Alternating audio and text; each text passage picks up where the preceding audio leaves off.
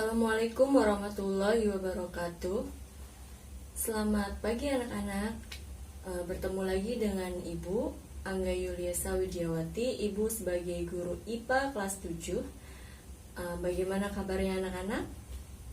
Semoga kalian selalu sehat dan selalu dalam lindungan Allah Subhanahu wa Ta'ala. Amin.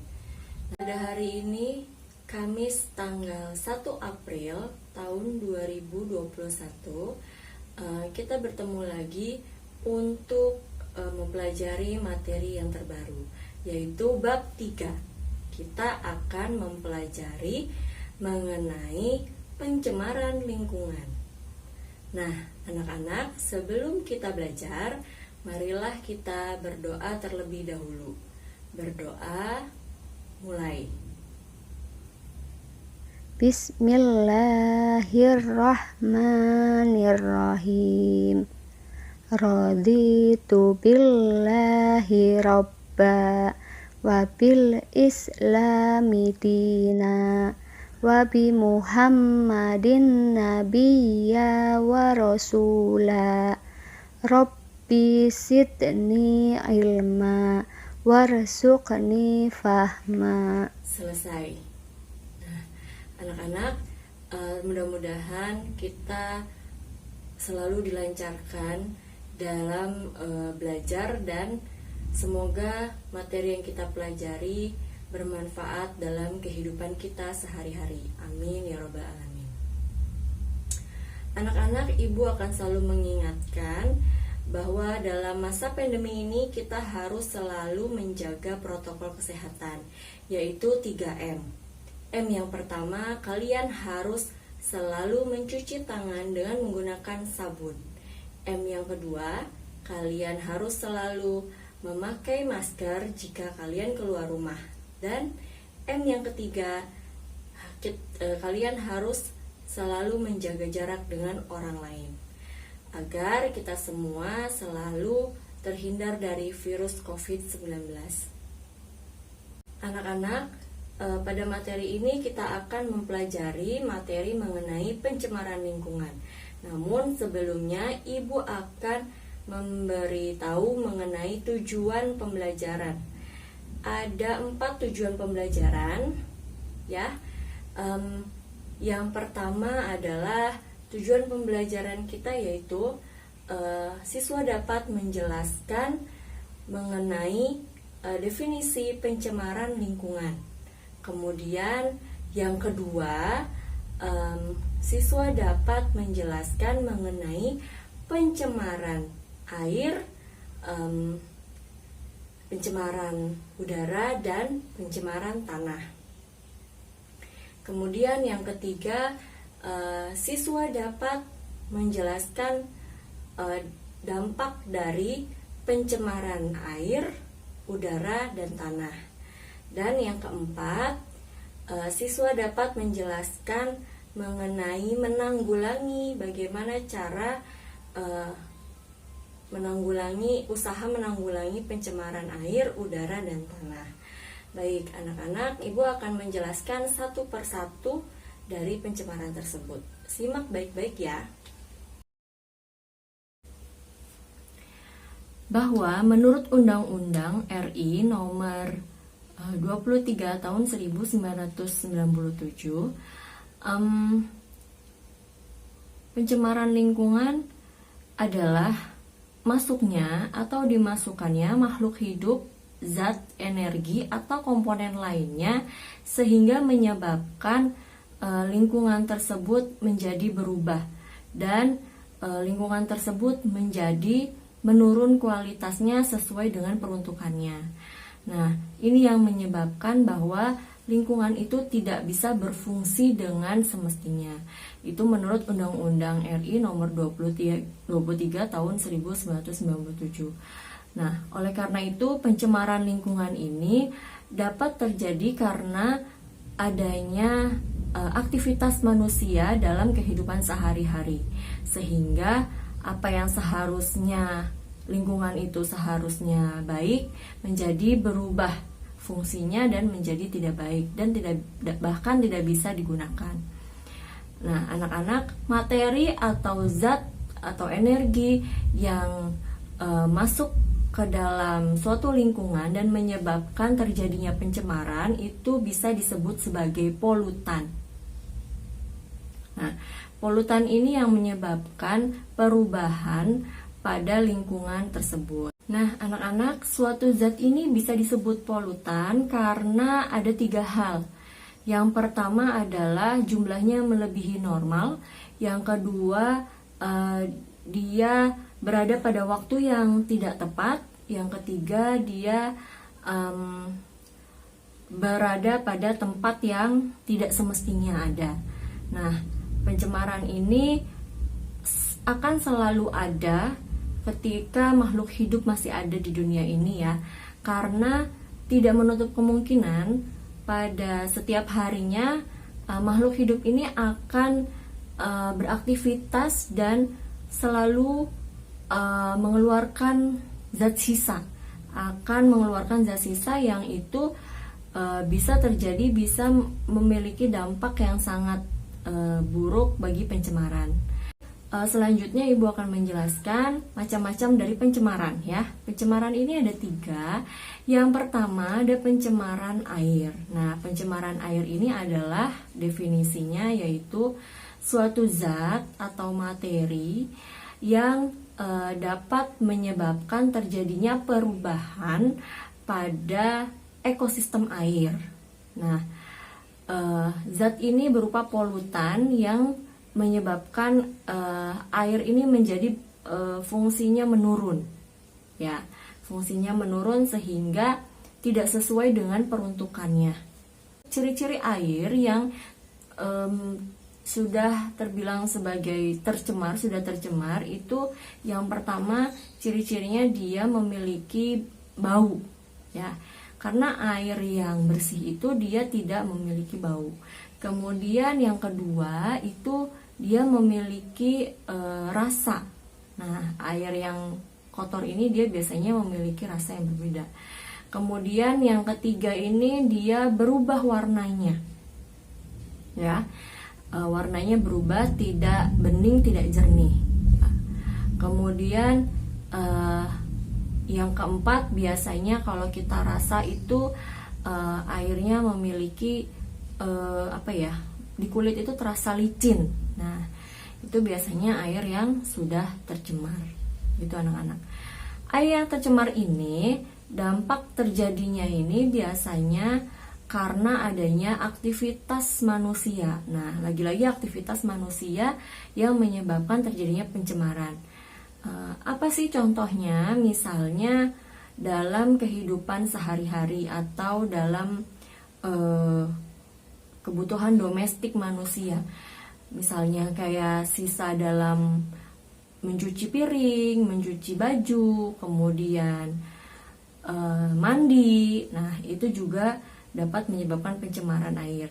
Atau misalnya pada aktivitas pabrik ya anak-anak. Aktivitas pabrik ini juga bisa menyebabkan pencemaran air karena ada beberapa pabrik yang tidak pengolahannya itu kurang baik dan pembuangannya itu biasanya ada yang kurang baik juga. Itu dibuang melalui saluran yang ke sungai sehingga sungainya menjadi tercemar, keruh, kemudian ekosistem yang ada di dalam sungai itu menjadi rusak. Nah, makhluk hidupnya menjadi mati gitu. Kemudian penanggulangannya bagaimana? Nah, penanggulangannya ini anak-anak biasanya kalau yang sederhana itu ada penyaringan. Kemudian yang kedua ada pencemaran udara.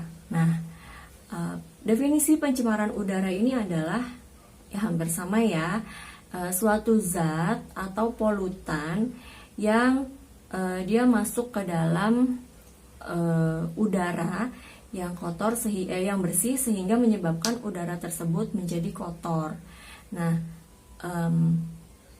penyebabnya adalah biasanya aktivitas kendaraan ya anak-anak. Aktivitas kendaraan ini, kendaraan bermotor ini terutama dia sangat memberi dampak yang luar biasa di lingkungan. Misalnya kendaraan bermotor, mobil itu yang memiliki zat sisa ya, yang mengandung karbon, zat karbon, itu dia akan merusak oksigen yang ada di lingkungan. Nah, selain itu juga biasanya dari asap kebakaran hutan atau asap pembakaran sampah, atau asap dari industri-industri yang biasanya masih mengeluarkan asap ya. Penanggulangan lainnya adalah kita harus sesering mungkin atau memperbanyak menambah tanaman ya anak-anak ya, karena oksigen itu berasal dari hasil fotosintesis pada tumbuh-tumbuhan hijau, sehingga untuk mengurangi zat karbon yang ada pada lingkungan atmosfer itu alangkah lebih baiknya dan lebih mudahnya kita menanam tanaman lebih banyak, sehingga oksigen yang diperoleh itu juga akan semakin banyak, seperti itu. Nah, anak-anak, pencemaran yang ketiga yaitu ada pencemaran tanah. Nah, pencemaran tanah ini juga sama pengertiannya, tidak jauh beda, yaitu adanya zat atau polutan yang masuk ke dalam tanah ya, yang seharusnya tidak ada, itu menjadi ada, sehingga mengurangi fungsi dari tanah itu sendiri, kesuburan tanah itu sendiri ya. Misalnya dengan apa? Misalnya dengan kita membuang sampah sembarangan pada tanah. Nah, itu menyebabkan tanah itu menjadi tidak subur ya anak-anak. Nah, bagaimana kalau misalnya tanah tersebut itu banyak mengandung cacing anak-anak? Kalau tanah tersebut mengandung cacing, itu merupakan tanda bahwa si tanah tersebut adalah tanah yang subur, atau sering kita sebut sebagai tanah yang humus ya, gembur ya. Itu yang justru bagus untuk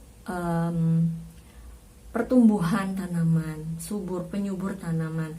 Jadi kalau kita membuang sampah itu jangan sembarangan pada tanah. Kenapa? Karena sampah, terutama sampah plastik, kaleng, itu akan sangat-sangat sulit untuk diuraikan di dalam tanah. Materi-materi yang tidak seharusnya dibuang di tanah, atau zat-zat cair yang seharusnya tidak dibuang di tanah, jadi membuat tanah itu menjadi tidak subur. Kemudian dampaknya bagaimana anak-anak? Dampaknya itu sulit untuk ditanami oleh tumbuhan ya, itu dia. Terus kemudian makhluk hidup yang hidup dalam tanah juga tidak ada, sehingga tidak menjadi subur gitu. Nah, cara penanggulangannya bagaimana? Cara penanggulangannya yaitu kita dengan tidak membuang sampah sembarangan, kemudian dengan membuat seperti kompos dari tanah tersebut, sehingga tanah tersebut tidak tercemar. Kalian boleh cari contoh-contoh pada lingkungan kalian sendiri, itu bisa dijadikan sebagai materi belajar kalian dalam sehari-hari ya. Jadi kalian dalam masa pandemi ini, walaupun di rumah saja, kalian boleh sesekali keluar rumah untuk belajar ya, belajar secara langsung dengan alam sekitar kita. Kita bisa melihat lingkungan sekitar kita mana nih yang tercemarnya diakibatkan oleh apa, kemudian dampaknya kira-kira akan seperti apa. Nah, itu akan menjadi nilai tambahan bagi kalian jika kalian bisa menganalisis lingkungan kalian sendiri untuk dijadikan materi pembelajaran kalian. Ya, begitu ya anak-anak. Untuk mengakhiri materi pembelajaran kita hari ini, sebelumnya Ibu akan memberikan kesimpulan. Ada 4 kesimpulan. Yang pertama yaitu definisi dari pengertian pencemaran lingkungan. Pencemaran lingkungan adalah menurut Undang-Undang Republik Indonesia Nomor 23 Tahun 1997, pencemaran lingkungan itu adalah masuknya atau dimasukkannya zat, energi atau makhluk hidup yang menyebabkan lingkungan tersebut menjadi berubah dan tidak sesuai dengan fungsi dan peruntukannya. Nah, zat yang dapat merusak dan menyebabkan pencemaran itu disebut sebagai polutan. Kemudian pencemaran lingkungan itu terdiri dari 3. Yang pertama ada pencemaran air, kemudian ada pencemaran udara, dan ada pencemaran tanah. Pencemaran air ini disebabkan oleh adanya aktivitas manusia dalam kehidupan sehari-hari ya. Nah, kalau pencemaran udara itu terjadinya penyebabnya juga aktivitas manusia, misalnya kendaraan bermotor atau pabrik. Kemudian pencemaran tanah juga itu disebabkan oleh rata-rata aktivitas manusia, yaitu dengan adanya kurang disiplinnya dalam membuang sampah sembarangan. Kemudian dampak yang terjadi banyak ya, terdapat banyak bencana-bencana, yaitu bencana alam yang di sekitar kita atau bencana yang disebabkan oleh manusia juga, ulah manusia juga. Kemudian cara penanggulangannya itu kalau pada pencemaran air, misalnya kita bisa menyaring air sebelum dikonsumsi. Kemudian kalau pada pencemaran udara itu juga salah satunya yaitu dengan memperbanyak menanam tumbuhan atau menanam pohon. Kalau pada pencemaran tanah itu dengan mengurangi dalam membuang sampah ya, terutama sampah-sampah domestik yang berupa sampah plastik, kertas atau kaleng ya, yang tidak dapat diuraikan atau sampah anorganik ya anak-anak, seperti itu. Nah, begitu kesimpulannya. Ibu harapkan kalian pada materi ini kalian bisa menerapkan dan mengaplikasikan dalam kehidupan sehari-hari, karena jika kalian menerapkan dalam kehidupan sehari-hari, ini merupakan salah